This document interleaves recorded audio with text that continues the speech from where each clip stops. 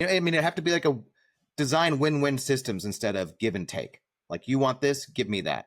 And that's what it's like, bartering. Instead of being like, I'm going to invest in you, you invest in me, kind of, Yeah, I think it has the power.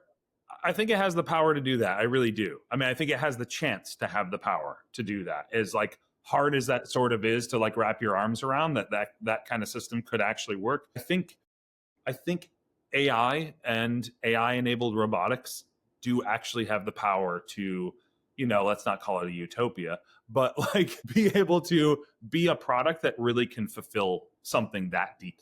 Well, I think it would take a company that was in that decided to build the premise, like Google had Don't Be Evil, and I think they blew past that at some point. But like a tech company to build that premise, like B Corp style, like our business, it's not even just a fucking plaque on our wall that says do a good job.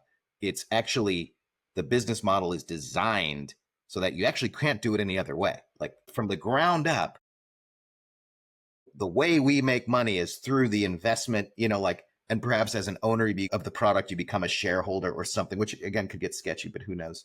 So some way it's designed so that it's still in this free market system, but our company is based on the idea that when you buy one of our products, you're investing in the product, and we are monetarily incentivized to keep you alive and happy versus, and then that's where it's like, gets complicated, right? Because you being happy means you want McDonald's. It's like, okay, well, I gave you McDonald's. That you happy now?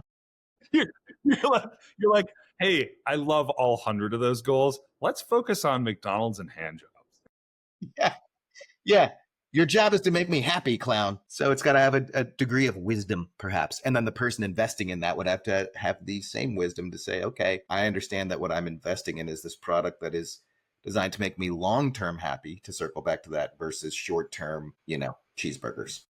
Well, and I mean, if it's properly incentivized and it has a long view, it's not looking for 1 month of $2,500. It's looking for your entire lifetime of whatever you can afford, right? And so, right.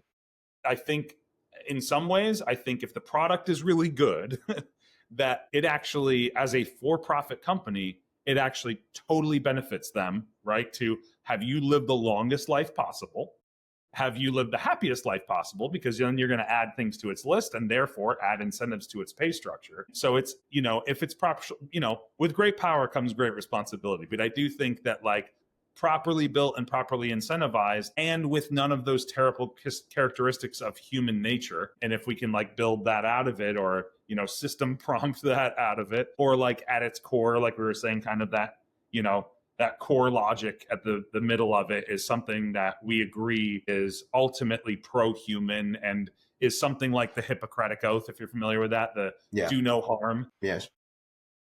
If it has something like that at the core of it, and then you can, I think if the product is good enough, you can let capitalism loose on it, because it's going to want you to live for a long time. It's going to want you to use more of its features. It's going to, the more of you that is here, the better off it is. And the longer you live and the more you give it and the more so I think, and then they're like, if Mikey lives until he's 120 and we help him optimize every part of his life, this robot might earn $14 million lifetime.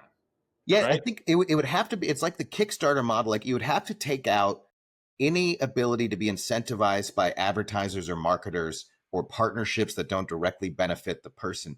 If you're like, basically, this thing is free. We are NPR.